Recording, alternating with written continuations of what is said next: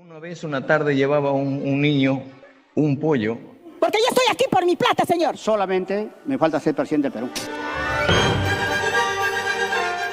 Muy buenas, hoy día tenemos un nuevo capítulo en Alto en Política. Mi nombre es Alexander Casas y como saben, Alto en Política es un espacio para hablar, discutir, consumir política y consumir al 100%. Este es un programa político, no es un programa cultural ni de espectáculos. Y como obviamente es un programa político, hoy en la mesa tenemos dos políticos, analistas también ellos, especialistas en temas políticos, tanto congresal como en gobiernos locales.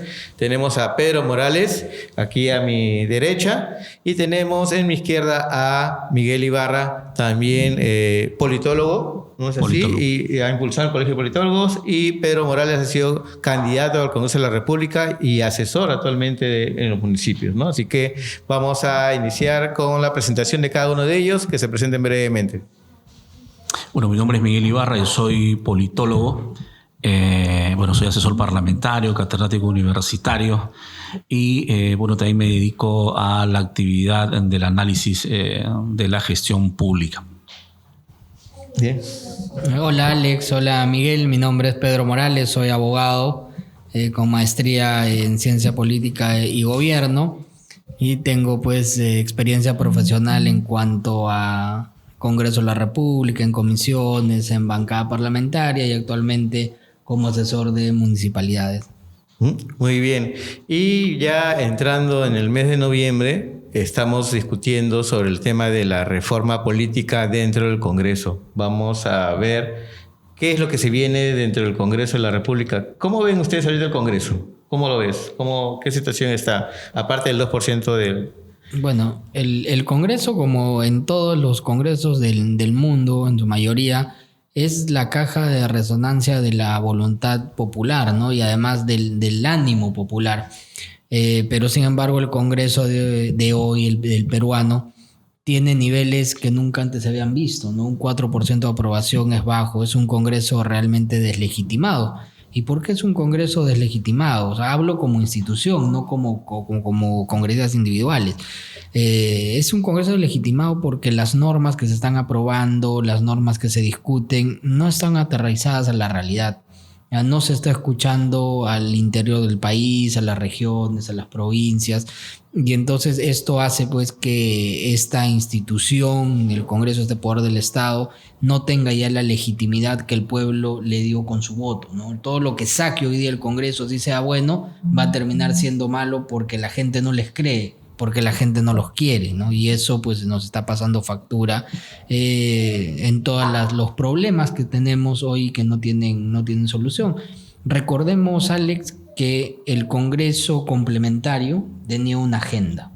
¿Cuál era esa agenda? Era una agenda post-pandemia, post-COVID, ¿no? Trabajo, educación, salud, economía. Y más allá de devolver las AFPs, el retiro de las AFPs, del porcentaje, no ha habido otra cosa que el Congreso ha legislado. El día de hoy entraba con esa tarea pendiente. Tampoco han legislado sobre eso. Más se están dedicando a defender de otra manera su fuero, el fuero parlamentario, de las otras intromisiones de otros poderes del Estado, del Poder Judicial, de no judicializar la política. Está bien. Y ese juego, ese camino que ellos han seguido, no le soluciona los problemas a los ciudadanos. No dialoga con los ciudadanos. ¿Qué piensas tú, Miguel? ¿Realmente el Congreso no dialoga con los ciudadanos? Como dice...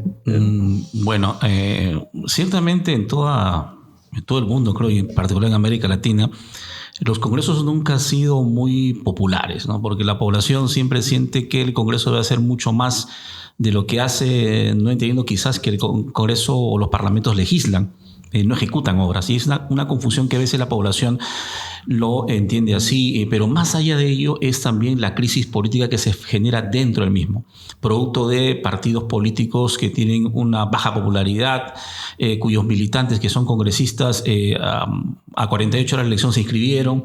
Es decir, esa crisis de representación de los partidos políticos destruye la institucionalidad del Parlamento. Por eso que hay transfugismo, por eso que hay de 8 bancadas, 12 bancadas que aparecen. Entonces, digamos, este escenario va deslegitimando la elección primaria que tuvo el Congreso respecto a los partidos que lo integraron, y eso es producto de la baja calidad de líderes políticos que tenemos en cada parlamento.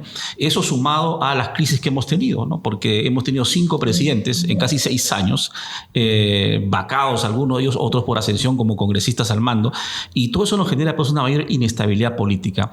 Pero es curioso, ¿no? Somos un país, digamos, excepcional en América Latina, porque aun cuando políticamente estamos en crisis, económicamente no. La estabilidad económica del país felizmente está bien posicionada. Somos un país creciente, emergente en América del Sur. Por eso es que hay países como China y como Estados Unidos quieren invertir en el Perú y convertirlo en un aliado estratégico. Pero curiosamente... ¿Y eso se lo debemos al Congreso o se lo debemos a los congresistas que deberían de estar pasando por la Comisión de Ética en estos momentos? Qué buena pregunta. En la Comisión de Ética, te comento. A propósito de la aprobación de la reforma constitucional del Congreso hace unos días para que el Congreso apruebe los reglamentos de las cámaras, que estamos en ese tema ahorita. Hace una semana la Comisión de Constitución convocó a los ex oficiales mayores del Congreso de la República para poder analizar los reglamentos de las cámaras, es decir, tanto senadores como diputados. Y un tema controversial era el tema ético. ¿Debe existir una sola cámara, una sola comisión, de ética, o debe existir una comisión por cada cámara? ¿Qué piensas tú? ¿Debería existir? No, definitivamente hoy día la Comisión de Ética es una comisión que es un saludo a la bandera, ¿no?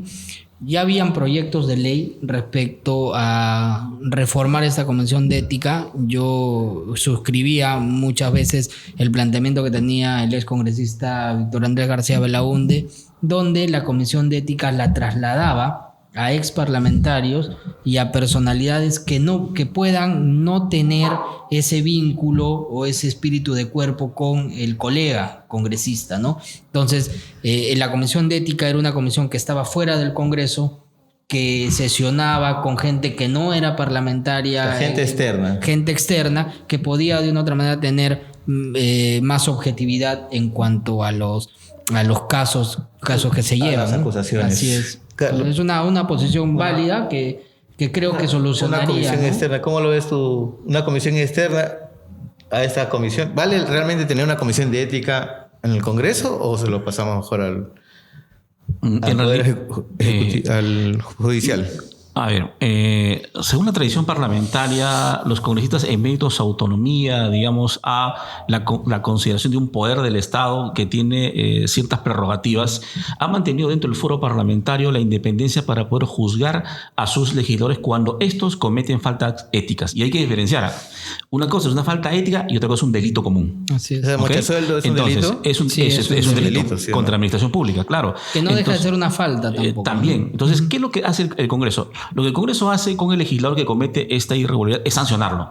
Lo suspende, pero además puede recomendar a la Comisión de Ética acusarlo constitucionalmente para desaforarlo y finalmente que pase denunciado al foro común por el delito que pueda corresponderle. Entonces, la primera fase, que es ética y moral, corresponde al Congreso. La discrepancia actual es: tenemos un código de ética que establece sanciones, pero también tenemos un estatuto del parlamentario que establece sanciones. ¿Cuál de los dos se va a aplicar? Que es una disyuntiva, ¿no? Mira, acá podemos hacer una observación. La autonomía del Congreso siempre va a estar. La decisión del Congreso de sancionar siempre va a estar, porque finalmente es el pleno del Congreso quien va a tomar la decisión de la sanción o no. Pero así como Miguel comentaba que se ha llamado a los ex oficiales mayores para que vean el reglamento de las dos cámaras, también se puede llamar a los ex congresistas que no tienen ningún vínculo político para que estudien estos casos, para que presenten el dictamen y finalmente sea el pleno quien lo apruebe. No, o sea, eso no va a quitar la autonomía, eso no le va a quitar las prerrogativas constitucionales que tienen los congresistas de la República, pero podría ser una salida a este gran problema, Miguel, que hay hace muchos años, donde la Comisión de Ética no ha hecho nada. Ya tenemos mochasueldos, tenemos gente que incluso tiene denuncia constitucional que en la Comisión de Ética han sido blindados. Tenemos gente que está siendo colaborador eficaz, que en la Comisión de Ética ha sido blindada. Y esto no es un problema del Congreso de hoy. Ojo, este es un problema del Congreso de hace muchos años, ¿no? Y por eso es que tiene la baja aprobación y la deslegitimidad de la población. ¿Y cómo recuperar esa legitimidad ahora que se viene el cambio del Congreso y el nuevo reglamento? Porque lo primero que va a pedir la gente es de que ya no haya mochasueldos. ¿Cómo se resuelve eso? Bueno, en principio hay que entender que el Parlamento como tal es una institución dentro del sistema democrático que cobra vida cuando el legislador se incorpora al Parlamento y actúa para la función de legislar, de fiscalizar o ejercer algún tipo de representación. Entonces, no importa cuán institución perfecta tengamos, si es que el elemento que hace posible su funcionamiento es corrupto o es inmoral. Entonces, el primer paso es cómo hacen el filtro los partidos políticos. Ahí está el tema de fondo. Así no es. la institución. Entonces, eso es lo que hay que ver, creo. Entonces, aquí empezamos a discutir sobre el tema de los partidos políticos. Y lamentablemente también hemos entrado con un Congreso que ha tenido la mayor cantidad de congresistas que han salido de su partido político, han salido de su bancada y han formado otro partido político. Empezamos por el lápiz, ¿no? Inclusive, ¿no? ¿Cómo lo ves tú? ¿Eso debería servir o no? ¿Deberíamos acabar con el transfugismo dentro del Congreso? No es tanto así, estimado Alex. El tema del transfugismo se ve desde la elección, al menos cuando yo la primera vez que lo vi fue en el Congreso Fujimorista. En el 2000, claro. Claro, cuando les tiran las monedas y todo el tema. Ahora, yo he hecho un análisis de las bancadas parlamentarias, de cuántos partidos empezaron y cuántos terminaron. En la época de Toledo hubo disidencia parlamentaria, también hubo fraccionamiento parlamentario.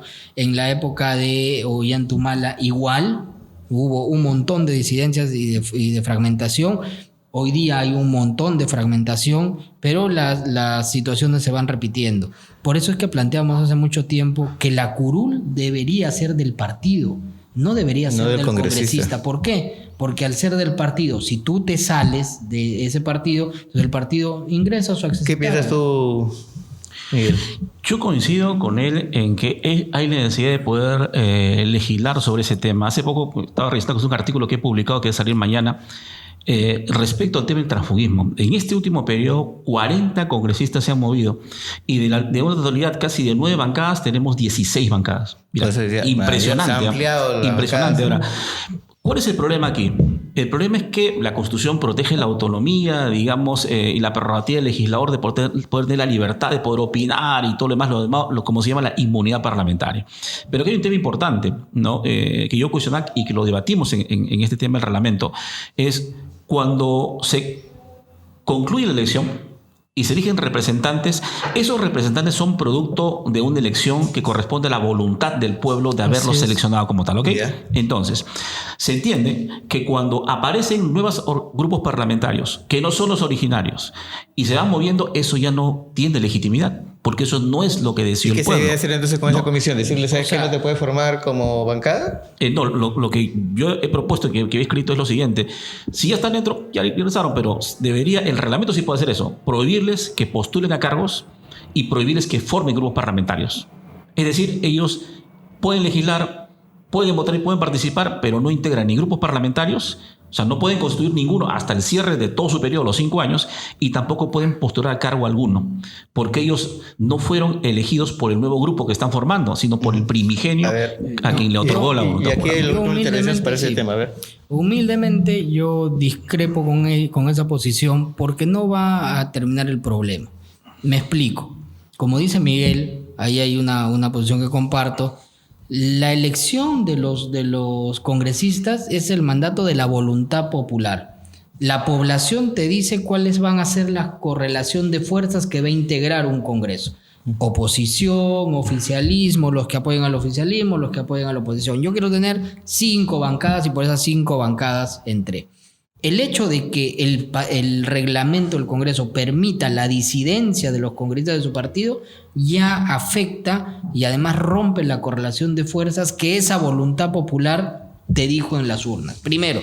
En segundo lugar, cuando tú vas a la urna a votar, nosotros hemos votado, ¿qué es lo primero que marcas? El partido. El partido. El partido. Después El partido. escribes el número de la preferencia. Entonces, entendamos que la curul es del partido.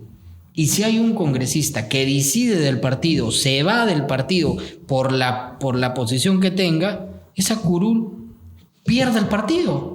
Cuando la voluntad popular fue, no, esa curul es del partido. Entonces, El si partido tú te debería vas, de cambiar en ese momento ese claro, tú te vas, que entre tu accesitario, pero el partido sigue teniendo las curules que la población le dio con el voto popular. Porque el no integrar comisiones, el no integrar mesas, puede ser pasajero cuando hay negociaciones bajo la mesa, porque en este análisis que yo te contaba que he hecho de cómo se han fragmentado las bancadas, siempre ha sido o porque había una interpelación, o porque se quería el voto de confianza, o por las mesas directivas, justo en esos o por momentos las comisiones. Ahí es donde se genera mostraban todo. Así sus es. votos individuales, Y ¿no? en estos Entonces, últimos casos han sido por las vacancias. o sea, no hay votos de las bancadas que al final terminan siendo votos de bancadas, sino, entre comillas, terminan diciendo, bueno, es la voluntad del propio congresista, Claro, cuando no debería tienen de mandato ser imperativo, debería de ser tema. del propio partido. Ahora, lamentablemente, y acá también lo dijo Miguel en un momento, el problema también son los partidos políticos y cómo están funcionando los partidos políticos en estos momentos.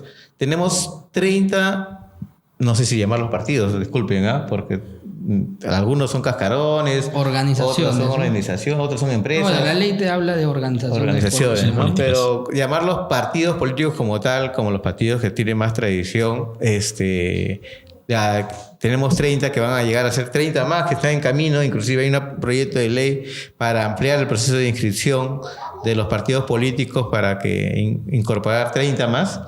¿Cómo lo ves tú? ¿Cómo es la situación de los partidos políticos? ¿Vale? Mira, Vamos a- tenemos en nuestro sistema democrático partidos débiles, ¿no? Partidos endebles. Es conocido, yo soy de Acción Popular, militante de tercera generación, pero no dejo pues de reconocer que los partidos en Perú están en crisis. Uno de ellos es Acción Popular, y mucho de ello ha tenido que ver con este superpoder que se le ha dado al Jurado Nacional de Elecciones, ¿no? Y al ROP, que es el que regula y el que te dice si tu dirigencia está bien elegida o no, y entonces te pone trabas, y ha hecho que tanto el PPC, el APRA, la izquierda, desaparezcan. Hoy día se han vuelto a inscribir, pero Acción Popular ha aguantado. ¿Y qué en común han tenido todos ellos? Que el Jurado Nacional de Elecciones les ha puesto trabas, 8 años, 10 años, para que puedan tener dirigencias vigentes. Y ¿No? Ahora, la selección de candidatos también es mala. Nosotros decíamos, Miguel, si te acuerdas, hace mucho en el Congreso había el debate de cuál era o cuáles debían ser los requisitos para que hayan buenos candidatos. Hablábamos de la ventanilla única que se aprobó aquella vez, hablábamos de los filtros, y en Acción Popular mira lo que ha pasado. Usualmente, o la mayoría de congresistas que han entrado a este último congreso son militantes antiguos. Son militantes que han empezado desde juventudes. ¿Y ese filtro ha Y valido? ese filtro no ha valido. No ha valido. Porque finalmente es la ética, la moral de cada persona. Ya no tanto el partido. El partido lo que ha hecho, ha tenido militantes que ha formado, les ha dado la oportunidad, y son ellos más bien los que han traicionado de mayor manera a comparación de gente que había entrado hace... ¿Y qué filtro debería tener entonces para llegar a una buena representación? Porque si estás hablando de que hay que tener filtros, ¿qué filtro, por ejemplo, desde Avanza País están planteando ustedes? Bueno, hay que tener en consideración 3 temas importantes. En principio, la ley electoral establece los requisitos para crear organizaciones políticas, pero tenemos 36 hasta el momento inscritos en el ROP. Y si tú revisas los idearios, los principios, casi todos son iguales o algunos no lo tienen. Copy pega. No lo tienen. Entonces, hay un pésimo filtro para empezar del propio Jurado Nacional de Elecciones para poder identificar en qué se diferencia uno de otro. No solamente es la parte legal, es decir, tengo 35 comités provinciales, tengo tantos nacionales, entonces ya tengo el partido. No, es que esto trasciende a la mera legalidad. Aquí el tema fundamental es la legitimidad. Y la legitimidad no se mide necesariamente porque la normativa que ha reunido los requisitos, sino porque existe un compromiso entre el ciudadano y la organización política para que lo represente. Y eso no se construye en 48 horas o con una firma o con un registro de padrón. Eso se construye con participación ciudadana, con vinculación entre el político y la comunidad, que no hay. Tenemos candidatos que aparecen en 24 horas y como son independientes no tienen pues ninguna responsabilidad. No, tú me has invitado a postular y ya, gracias, pues yo me voy, tomo la decisión porque por último me costó mi campaña, tú no me la pagaste. Ese es el tema del voto preferencial que señalaba, ¿no? El voto preferencial ha eliminado la posición del voto por partido, porque si no la curva es del partido, pero como existe el voto preferencial le pertenece a él. Por eso es que cuando el Congreso debatió en el 16 o 17 la posibilidad de eliminar el voto preferencial, no se aprobó porque a muchos partidos no les convenía que se aprobara, pero además porque para expulsar a un congresista, digamos que renunció a su bancada, la reforma es constitucional. No es solamente el reglamento ni la ley de partidos. Tendría que ser constitucional. Por esa razón que se crean mecanismos de reglamento para poder cambiarlo. En conclusión, el tema parte por cómo es que se forman las organizaciones políticas. O sea, es fácil que tú y yo nos juntamos los tres, compramos un kit electoral, juntamos firmas, constituimos gente que nunca hemos visto en nuestra vida, que no nos conoce, pero les hemos pagado para que se constituya y de acuerdo a eso pues ya funciona el comité. Y eso no es totalmente... Y eso lo vamos a ver en esas elecciones que se va a convocar en abril para el 2026, para las elecciones de 2026, ¿no? Pero tienen que convocarse en abril de 2025. De los 30 partidos políticos, ¿tú crees, Pedro, de que lleguemos a candidatear, se llegue a candidatear estos 30 partidos políticos? ¿Cómo ves tú la perspectiva a futuro de estos 36, ¿no? Deben candidatear porque uno de los requisitos, de las obligaciones es que el partido que esté inscrito, si no participa en la elección general, se cancela. Se cancela. Entonces yo no creo que hayan hecho el esfuerzo, aunque el día de hoy ya no es mucho esfuerzo ser un partido político porque los requisitos han bajado, pero tendrían que postular... o sea que vamos a tener 36 candidatos presidenciales. Hasta más, ¿no? Porque vienen en camino algunos otros. El problema es que han bajado los requisitos. Como dice Miguel, antes pues no solamente se trata de cumplir los requisitos y la ley. Antes era mucho más complicado inscribir un partido. Recuerda que Acción Popular el año 95 se vuelve a inscribir, fue el primer partido en volverse a inscribir después de las elecciones presidenciales y era mucho más complicado, o era complicado. Hoy día no es, hoy día creo que son 25,000 firmas, Miguel, si no me equivoco. ¿Cuántas firmas? Sí, son mucho menos. ¿Y cómo ves tú también? O sea, pero tendríamos 36 candidatos, ¿eso ayuda al proceso político, a la legitimidad? A ver, siempre se ha dicho que mientras exista mayor apertura para el debate es mucho mejor. Está bien el debate de ideas, pero para ocupar un cargo público o administrar la gestión pública del Estado no funciona así, por dos razones muy elementales. Cuando tú atomizas a los decisores, que son los políticos que asumen el cargo, sean congresistas, sean alcaldes o el primer presidente, y el presidente, por ejemplo, tiene mayoría en el Parlamento, difícilmente puede iniciar un proceso de reforma del Estado porque tiene que negociar con la contraparte opositora con la que se enfrentó en campaña para poder tomar 34 partidos políticos. Efectivamente, pero además, ¿qué es eso? Que cuando vas a elegir incluso la propia mesa directiva del Congreso, para poder ganar la mayoría también tienen que negociar entre ellos. Entonces, de alguna u otra manera no está mal poder acordar, ir en conjunto para poder asumir un reto como es administrar el Parlamento desde la presidencia y sus comisiones. Pero lo que está mal es que esto pueda servir para poder copar otros cargos dentro del Congreso. Pero al final tenemos... Si nos damos cuenta, todo es un engranaje, ¿no? Porque lo que señala Miguel tiene que ver con la voluntad popular, qué cosa va a elegir la población, ¿no? Si la población dice yo elijo un presidente con su mayoría parlamentaria y elijo este partido que va a apoyar a al Ejecutivo y yo quiero de oposición estos dos partidos, al final termina cambiando porque el mismo reglamento, que finalmente es la ley de desarrollo constitucional de la Constitución en lo que se refiere al Congreso de la República, termina diciéndoles, puedes cambiarte de partido. ¿Y cuál es la base, no? Es que la población sepa votar también. Porque si la población no analiza, no sabe votar, pues vamos a tener los congresos que... Lamentablemente hay pocos espacios de formación política o pocos espacios de formación ciudadana, ¿no? Para que hacer que el ciudadano al final entienda qué es votar y por qué votar realmente, ¿no?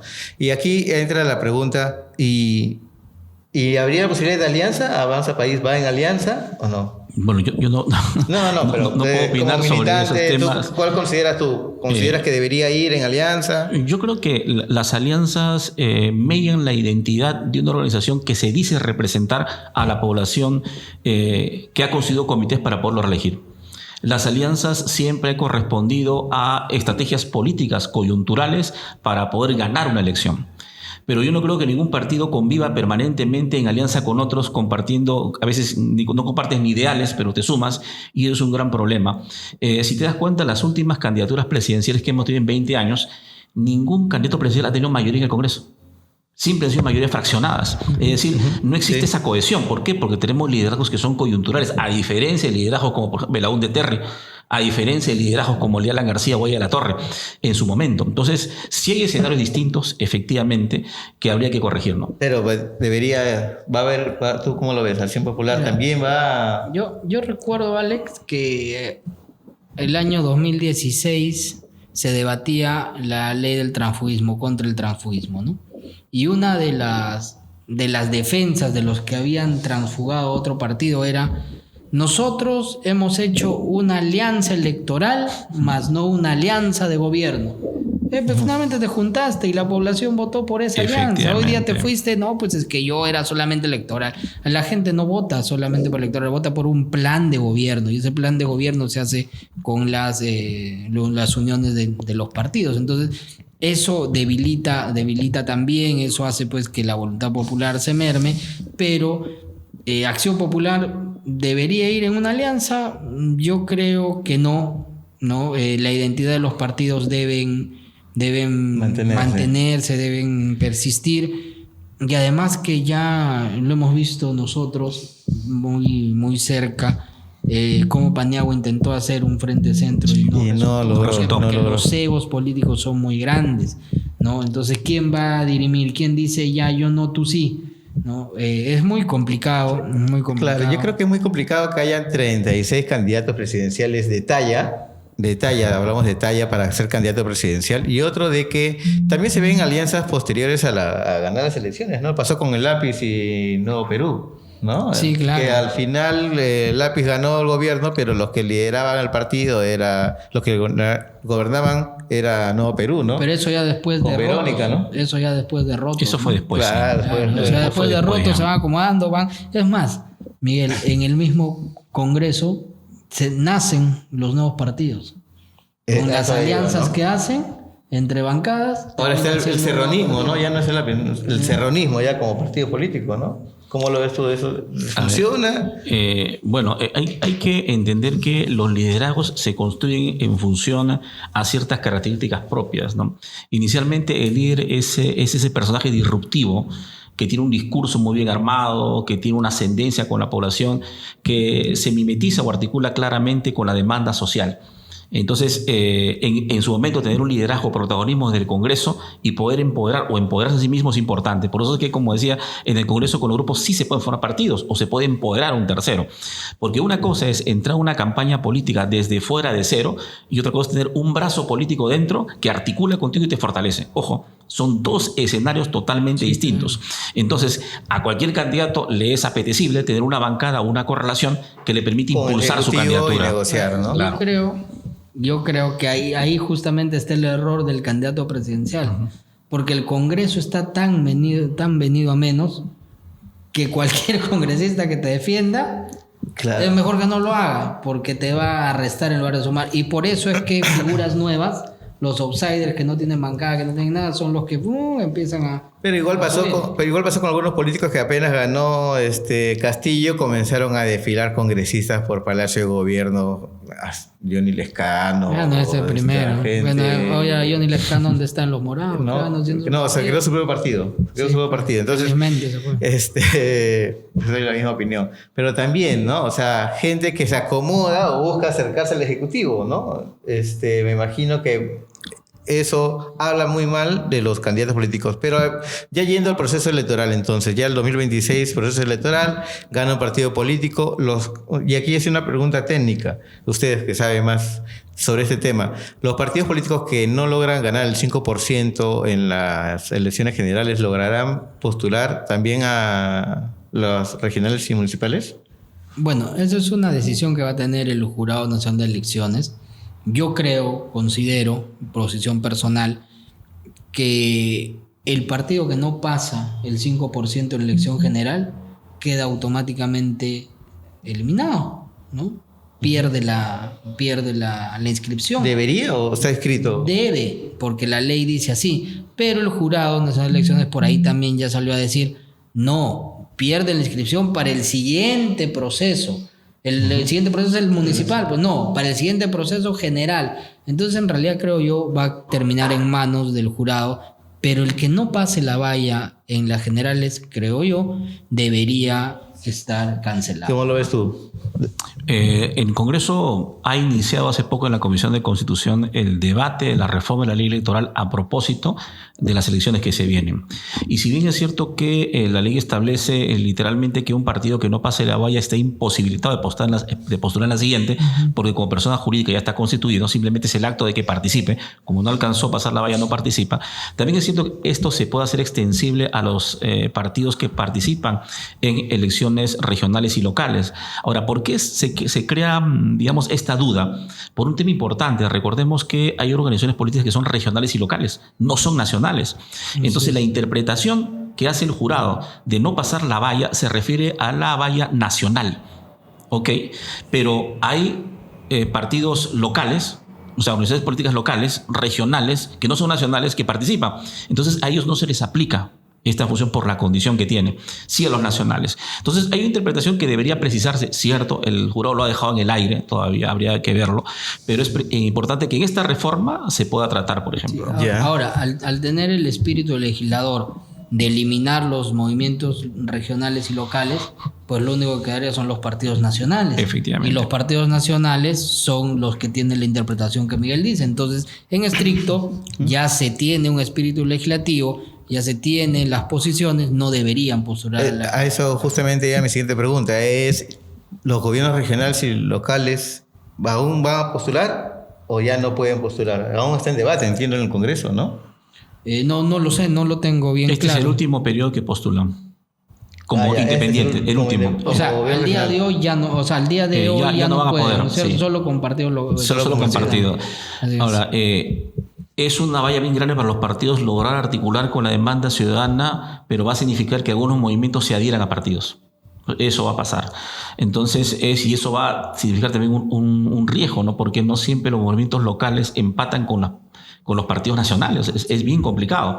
Es más, sus liderazgos son coyunturales. Sí, Ahora, en este análisis que hacíamos, que hacía yo pues de la fragmentación de bancadas parlamentarias, usualmente las bancadas grandes que han llegado al Congreso han sido alianzas con movimientos regionales y locales. El 80% de esas bancadas eran alianzas con movimientos regionales y locales. Y estos partidos que han llegado a segunda vuelta y que han sido los primeros que se han fragmentado, salvo los partidos con tradición, que ha sido muy complicada o que no han tenido pues un registro de fragmentación, salvo Acción Popular ahora, no llevaban invitados y no tenían estas alianzas con gobiernos regionales, ¿no? Entonces esto se veía mucho, se ha visto mucho y al final terminó fragmentando, ¿no? Entonces sí van a postular los gobiernos regionales y los locales para estas elecciones. Sería su última participación. La gente que esté inscrita en estos movimientos, porque han habido muchos gobernadores regionales que han estado buscando partidos, ¿no? Todo el mundo está buscando dónde postular, porque el 7 de octubre cerró la... O sea, hay algo, ¿no? Que no me queda claro, Miguel, tú que estás ahí. Yo entendía que ya no podían postular o sea, que se había eliminado los movimientos regionales y locales. Sí, hay una propuesta de reforma que no ha terminado de debatirse sobre el tema, es la viabilidad de que exista la reelección, dentro del cual está este proceso. O sea, los podrían habilitar. Los podrían habilitar. Entonces, este debate en el Congreso no se aprobó la reelección todavía, lo que traería nuevamente a debate el tema, pero ya hay evidentemente muchos actores políticos como gobernadores, alcaldes, que están buscando alianzas con partidos para fortalecerse, en el sentido de que van a ir... y fíjate, ¿y por qué es importante? Porque yo creo que hay un tema que no se está viendo. Tenemos un año con 2 elecciones, presidenciales, congresales y regionales y municipales, en el mismo año, 2026. Sí. Entonces, los partidos políticos saben que van a una elección difícil. ¿Qué es lo que están haciendo? Acercarse a todos los movimientos regionales o líderes para crear una especie de alianza. Sí. O no alianza, literalmente militancia. Sí. Porque han tenido que inscribirse y ya venció el plazo. Ahora, muchos alcaldes que quieren reelegirse, si es que se aprueba la reelección, ya se inscribieron en otros partidos Claro, y ya otros han están pertenecido, claro, o pero muchos. con la idea de que estos movimientos locales y regionales desaparecieran. Ajá, o sea, este proyecto de ley de la reelección de alcaldes Claro, también viene con Yapa, ¿no? no, Viene no. con Yapa, con O sea, el tema de poder esta postular como regional, como mi partido regional. Esta reelección no tendría por qué llevar la persistencia de gobiernos, movimientos regionales y locales. ¿No? O sea, no tendría nada que ver la reelección de alcaldes Pero lo que porque dice algunos Miguel- ya renunciaron para... Pero lo que dice Miguel es que sí existe esto, ¿no? O sea, sí Entonces está sería la el proyecto de ley, trampa, sería la trampa, digo, la trampita. Yapa, ¿no? Podría existir la trampa porque evidentemente existe un poco de los alcaldes, los movimientos independientes regionales están resistiéndose a que no se les permita participar, aunque la gran mayoría ya eligió partidos. Así es. La gran mayoría ya eligió partidos. O sea, digamos que la tendencia está a que todos vayamos por partidos. Ya esa es la tendencia. Esa es la tendencia. Ya no va a haber, creo, retroceso. ¿Por qué? Porque muchos van a sentir que si su partido logra ganar una representación en el Congreso y logra ganar la presidencia, si fuera así, ellos como candidatos al gobierno local o regional tendrían más fortaleza. Fortaleza en dos escenarios. Tengo un partido que ganó una elección, o sea, estoy vivo Claro, en la voluntad popular. Tengo congresistas. Tengo ¿no? congresistas, pero Tengo además diputados y senadores. Claro, Y tengo un cosa- espacio para poder gestionar. Y cosa que no es real, ¿no? Porque si nosotros vamos a las estadísticas y vemos la historia electoral, salvo Belaúnde cuando permitió que los alcaldes sean elegidos. Tuvo la mayoría de alcaldes, salvo esa época. Ningún partido que ganó la presidencia ha tenido la mayoría de alcaldes y gobernadores regionales. Entonces, en realidad explicarles y decirles, porque es bueno para el debate que los congresistas sepan eso. Por eso es que Somos Perú tiene una gran cantidad de gobernadores regionales. Y no ha sido presidencia, Y no ha sido ¿no? presidencia ni ha logrado tener la presidencia. en el Acción Congreso, Popular ¿no? tuvo la mayoría de alcaldías en Lima y no teníamos la presidencia, tenemos 5 congresistas. Entonces, no pasa tan, son elecciones Claro, diferentes. son ¿no? elecciones diferentes, eso es cierto. Pero que la coyuntura política, cuando se juntan, la hace próximas para tomar decisiones, ¿no? Si fueran años distintos, de pronto el escenario se mueve diciendo, pero es un año literalmente caliente O sea, electoral. 2025 va a ser el año de la campaña, de la una campaña campaña, claro. de los ¿Tú te politólogos. imaginas esa cédula de votación que va a haber? Uy, inmensa, 36 candidatos. Ahora, un tema que sí es importante ver es el rol, por ejemplo, del Parlamento andino, ¿no? Porque se han creado nuevas formas de elección. Hay cuotas en el exterior, hay peruanos en el exterior que se eligen como 4 o 3 congresistas, creo, pero también hay el Parlamento andino, ¿no? Que es otra forma de representante que tenemos, que aun cuando es elegido porque hay una ley que lo faculta, el Parlamento andino no presenta iniciativa de ley, no presenta, no fiscaliza a nadie, no controla, no hace semana de representación, No pero va sí a los recibe, plenos. Pero no va a los viaja. plenos, pero sí recibe todos los beneficios de un congresista. Entonces, lo que se planteaba en la Comisión de Constitución en su momento, lo que planteamos era, ¿por qué no haces como Chile y le entregas a un parlamentario electo en ejercicio de los que sí tienen funciones, aparte la representación del Parlamento andino? Que no genera menos costo. Reduce planilla, no tengo que contratar un módulo nuevo para darte, no tengo que pagarte un sueldo adicional, pero sí de pronto podría incrementar los gastos de representación para que pueda viajar a las reuniones que hacen en Bogotá, creo, cada vez que hay una reunión, que no son todos los días. Que eso se daba antes, Miguel, entiendo yo.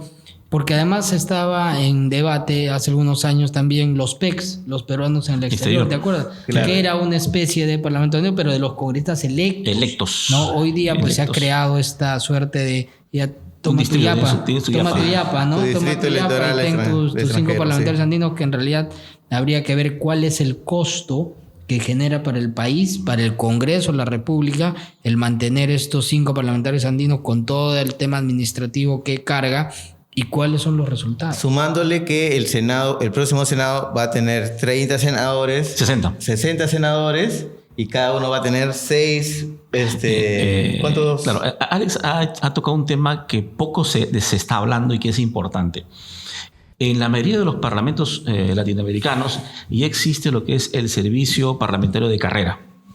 Es decir, los secretarios técnicos, asistentes, auxiliares, etc. Entonces no existe esa figura ya de que a cada legislador le dé un módulo de 5 personas, 2 asesores, 2 técnicos, un auxiliar y un asistente. No, ya no hay eso.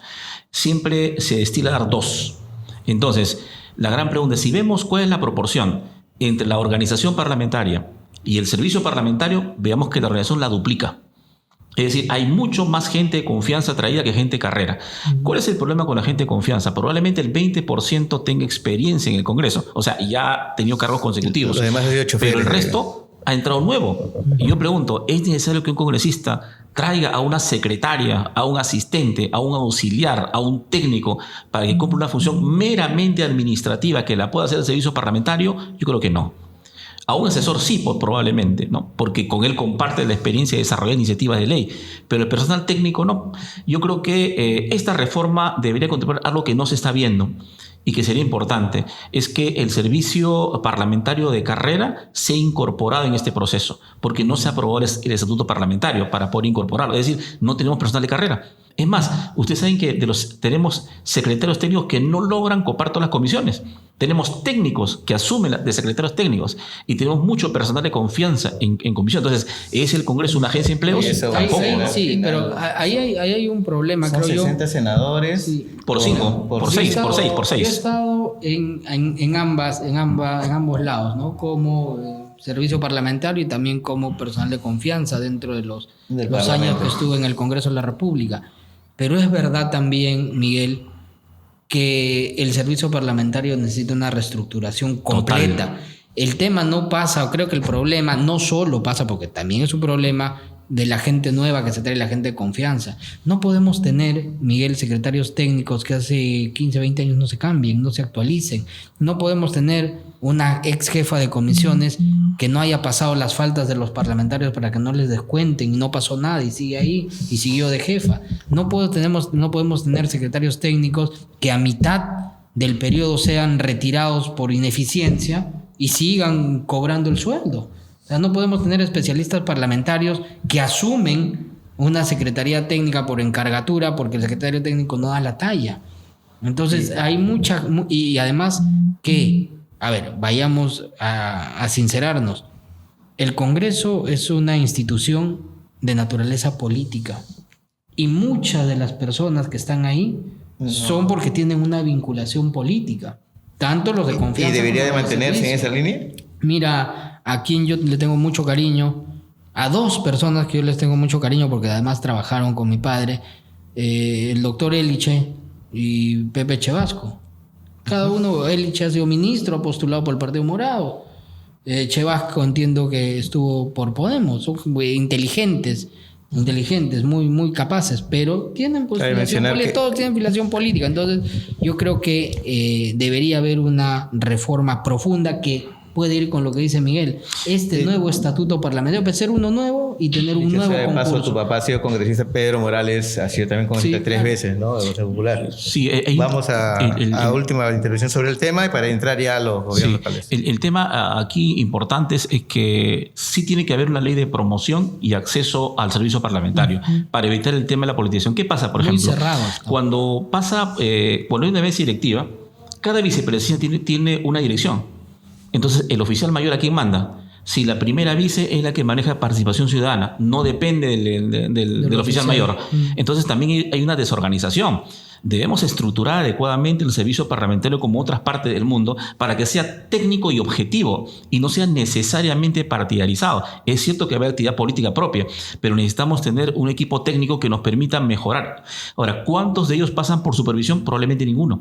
Porque no nos hemos detenido a mirar al Parlamento desde la otra acera, desde la parte técnica, solamente desde la parte política, ¿no?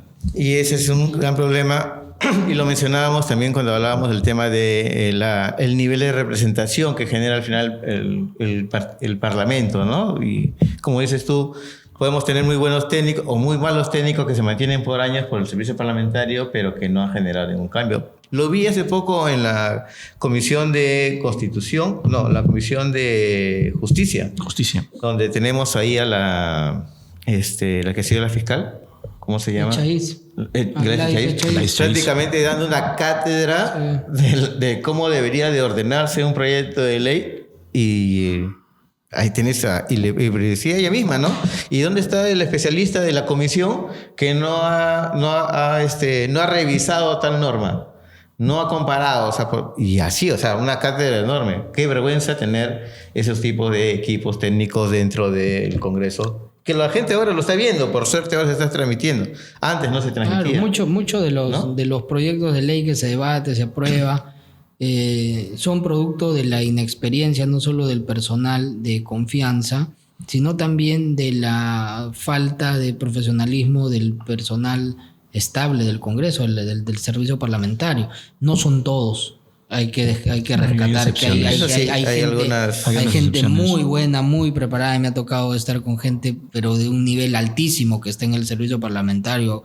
A ellos, pues, las felicitaciones, y deberían ser los promotores de reanudar esto, de una u otra manera renovar esto, ¿no? Pepe Elce y Chevasco bueno, ahora inclusive creo que Chevasco está en Avanza. Creo que sí, está ahí. Inscrito, ¿no? Pero hay un tema... ¿Va a ir Chevasco o no? Desconozco. Pero ya se inscribió. Hasta lo tengo. Me imagino que se inscribió por algo, entonces, ¿no? aquí hay un tema importante. Se inscribió ¿no? porque quiere. Aquí hay un tema importante. Más allá del tema de las afiliaciones políticas, es importante que el servicio parlamentario tenga una connotación importante en el trabajo administrativo que el presidente del Congreso lidere, porque no lo está viendo así. Es cierto que los secretarios técnicos hace falta capacitación. Por ejemplo, en todo el país no ha habido una maestría o un curso técnico en derecho parlamentario o en técnica. Nunca lo ha habido. Eso lo puedo... Entonces, y las universidades no tienen eso. Efectivamente. Hay una sola universidad que hace poco lo ha abierto. Y la Universidad San Juan Bautista ha visto la maestría en Derecho, Gestión Parlamentaria y Sistemas Electorales. Yo edito un curso ahí y me enteré también por el tema.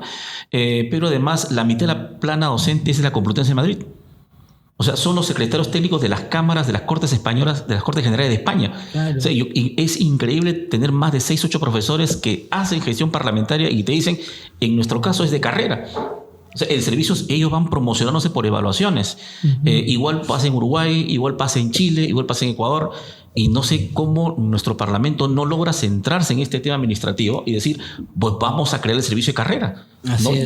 Basta ya de estar experimentando cada 3 años o cada 3 meses renovándole el contrato a alguien, cuando en realidad sabes que al final se va a retirar cuando pase el año de la persona que lo trajo. O cuando cuando pase el periodo del congresista se va y dejas un vacío, porque esos 5 años además ya aprendieron. Ya aprendieron bien. Hay muchas personas de A1 que terminan saliendo. Porque, como dice Miguel, termina el periodo y te vas. Y se van. Y lo mismo pasa con el tema... hay gente que no merece estar en el servicio, hoy día está. Hay gente, es cierto. Y mira, y eso lo mismo también se ve en nivel municipal. No, totalmente. No, totalmente. Eso es peor. Justamente iba a eso. Y todos van rotando, ¿no? Son los mismos que van rotando en otras munis. Porque te va dando, pues, cada periodo te va dando la experiencia. Pero también intercambian, ¿no? Como cartas, ¿no? Y sabes que te doy, dame ese gerente y te cambio porque es mi personal de confianza. Sí, se podría ver, sí, de todas maneras debe haber, ¿no? Eso es una práctica que seguramente existe. Pero ya depende del alcalde qué tipo de gestión. ¿Y cómo ven Lima Metropolitana para el futuro? Si tú eres bueno, te rodeas de buenos. Si tú eres malo, te rodeas de malos. ¿Cómo ven Lima Metropolitana para el futuro? Tenemos ahorita 2 candidatos fuertes, ¿no? Entre comillas, porque todavía falta 2 años. Y faltan las elecciones internas también. Tenemos a Bruce y a Alison. Alianza del Progreso y Somos Perú. Que van a aparecer Tejada al Deseo Popular y en Avanza País una amiga Chevasco. Desconozco. Desconozco. Pero todavía no tienen candidato. No, hasta donde yo sé todavía no, eso corresponde al Comité Ejecutivo Nacional y a los órganos pertinentes del partido. Pero aquí hay un tema importante, ¿no? Hablando de gestión municipal, yo tuve la suerte de ser gerente de una municipalidad durante 2 años. Conozco más o menos cómo es el tema. Y la gestión municipal tiene 3 grandes problemas. El primero de ellos es la capacidad presupuestal para poder contratar un funcionario calificado.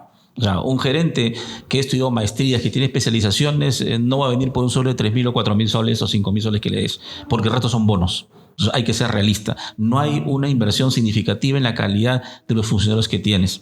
Y además, ¿por qué? Porque la vida municipal te absorbe. Casi no tienes horario. Trabajas sábados y domingos porque es una actividad directa con el ciudadano. Lo segundo es en el tema presupuestal.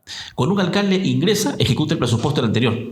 Es así de simple. No tienes la posibilidad de desarrollar en tu periodo un espacio completo. Tu primer año, porque el segundo año ya lo puedes manejar. Claro, pero incluso en la propia gestión tú te enfrentas al sindicato que ya existe, a los funcionarios que ya están, porque a veces el alcalde llega sin equipo técnico o con un reducido equipo técnico. Las áreas más críticas, obras, rentas. Entonces tienes áreas que sí pueden hacer problemas, de incluso perjudicar al alcalde, que pudieron no tener nada que ver, se puede dar un proceso. O porque a un principal contribuyente se le alteró el cobro de los arbitrios, o porque en el tema de obras el comité no estuvo bien formado y generó corrupción. Una buena gestión, entonces. No te ayuda a hacer una buena gestión. Eso hay que Tú que has agradecerle. sido también asesor Sí, en municipios. yo soy actualmente asesor de una municipalidad, de un alcalde de una municipalidad, pero lo que dice Miguel habría que recordar y agradecerle además al partido aprista, que fue quien baja los sueldos de los funcionarios, sobre todo de los alcaldes, los funcionarios municipales, diciendo la densidad de tu población, cuál es tu presupuesto, te corresponde tanto. Para luego, después, obviamente hubo una salida masiva de los buenos funcionarios, de los buenos profesionales, porque el sueldo le bajó tanto que empezaron a migrar al privado. Y el partido aprista luego aumentó y subió los sueldos a sus funcionarios, ¿no? Y esa es la herencia que se ha dejado hoy día en las municipalidades, es verdad. Hay municipalidades donde el gerente gana menos del promedio, donde podría estar ganando en el privado, menos del promedio. Entonces, como dice Miguel, ¿qué buscan? Los bonos, pues. Sí, pues, y los bonos eso se está ven mal. en las áreas de obras, en las áreas de fiscalización. Sí, y además hay un tema importante. Perjudica ¿no? la imagen también de la gestión pública. Afecta ¿no? a todos, afecta a todos. Nos afecta porque, a todos. Hay quienes sí van y trabajan por la labor, la vocación de servicio que tienen, por quedar bien, por finalmente sacar brillo a su profesión. Pero hay pillos, en todos lados va a haber pillos, en todos lados vas a encontrar pillos, ¿no? Un tema que sí, a propósito de lo que has mencionado de Alan García, Para que es cierto, finalizar ahí. es que cuando se crea Servir, el servicio civil, se crea con la idea de mejorar las capacidades técnicas de todos los funcionarios de la administración pública. Y lo que hace Servir, a partir de una norma que se da, es darle un plus de dinero a todos aquellos de los gerentes públicos que forman parte del cuerpo Servir. Y que ese gerente es enviado por Servir, sea al gobierno regional, al gobierno local, donde existe el requerimiento importante. Lástima que se esté por desactivar o se piense desactivar Servir, cuando en realidad lo que necesita la gestión pública local es gerentes de calidad. Gerentes de calidad que sepan planificar, que sus planes operativos se cumplan como tal, que se ejecuten las obras, que haya menos casos de corrupción y no están procesando a veces alcaldes por errores que a veces comete un funcionario, ¿no? Para terminar ese tema, pero que acá hay un problema con Servir que no ha funcionado, Miguel.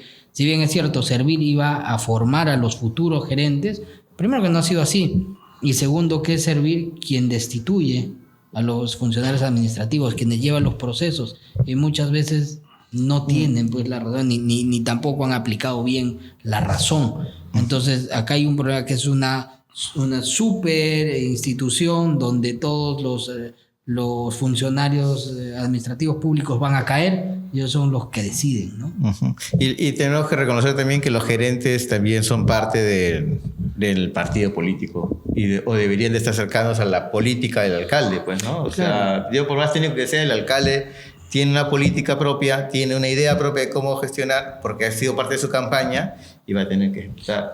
¿Cómo se acomoda ahí, ¿no? un alcalde de derecha con un asesor pues, de izquierda. De izquierda. ¿no? O un gerente de izquierda. O sea, claro, deberías tener algún acercamiento siquiera ideológico, compartir posiciones, ¿no? Para poder hacer fácil. O para crear programas, o para ejecutar programas adecuados también. Imagínate, tú quieres hacer algo y tu asesor te dice no. ¿Por qué? Porque piensan totalmente diferente. Yo creo que eso no pasa. Claro, y la reflexión final viene respecto al tema de qué han hecho los partidos políticos por los cuales postularon ellos para darles equipo técnico que requieren. O sea, solamente postular su candidato por ganar una elección, o hay detrás de la propuesta todo un equipo técnico, ¿no? Así como no hay una escuela, así como una escuela parlamentaria, debería haber una escuela de política de gestión. Hay algunos partidos que lo están haciendo, ¿no? Con envidia sana, lo puedo decir. Hay varios que lo están haciendo. Desgraciadamente, pues tenemos nosotros en Acción Popular, Alex, tenemos una dirigencia pues paupérrima, y hay que decirlo, que no se está preocupando ni en los candidatos, ni en formar a los profesionales, ni en formar a los militantes. Han tenido buen flyer en su encuentro nacional de capacitación, donde al final ha sido una elección de a dedo de a quienes llevamos, no sea abierta. Pero bueno, eso no es el partido. Eso lo analizaremos cuando analizaremos ya el partido político en sí. Y última pregunta, ¿los vemos en el Parlamento o no para las elecciones, candidateando? A ver, Miguel. Bueno, no está en mis planes ahorita viajar a frío. En realidad ¿La familia te apoya por lo se- menos? ¿Tu familia te apoya por lo menos? ¿Tus amigos te dicen postula o no? Bueno, hay la intención, pero eso tiene que decidirse en una elección, ¿no? Interna. Pedro. Mira, como tú sabes, yo vengo de 2 procesos electorales ya, ¿no? El del 2020 y el 2021. En ambos quedé de accesitario, primer accesitario por Lima. Y nosotros los que estamos en política siempre va a haber el interés, ¿no? Obvio. El tema, si no, no estuviéramos haciendo política. Pero finalmente somos soldados del partido, lo que diga el partido. Hoy día, como se está llevando la dirigencia, no anima, definitivamente, ¿no? Pero vamos a ver con el tiempo, todavía quedan algunos meses para reflexionar si es conveniente o no. Postular o no. Bueno, igual ambos son buenos políticos, por eso es que los tenemos aquí en la mesa el día de hoy en Alto en Política. Esperamos que postulen, no solamente, como bien dice Pedro, cuando uno entra a política lo hace porque quiere ocupar un cargo político para hacer un cambio en el país, ¿no? Porque los que están desde afuera, fuera de los partidos políticos, que lamentablemente es un tema también que quería conversar con ustedes, pero se me fue el tiempo, era de los que tiran las piedras afuera, desde fuera, Claro, y no les gusta militar, ¿no? Pero sí cuestionan al partido político, que sí, que tu partido es así, que tu alcalde es así, pero prefiero ser independiente, entre comillas, ¿no? Como acabamos de darnos cuenta, y bueno, se supo de que al final el representante de los transportistas pertenece al partido de Antauro Humala, pues, ¿no? O sea, Claro, esos son muy escenarios naturales y además que convienen mucho a estos activistas que finalmente terminan haciendo política, como sucedió con Pedro Castillo, ¿no? Claro. o como se dio con el Partido Aventureros. Morado, ¿no? Que al final dijeron Aventureros. que eran antipolíticos y terminaron siendo más políticos, Sí. ¿no? Que nace de ahí el término caviar. Bien, entonces muchas gracias por tu Gracias. participación. Gracias, Miguel, ha sido una mesa Gracias. política de análisis más constitucional, y así que agradecemos y nos vemos en el próximo capítulo. Muchas gracias. Ya, ahora la foto.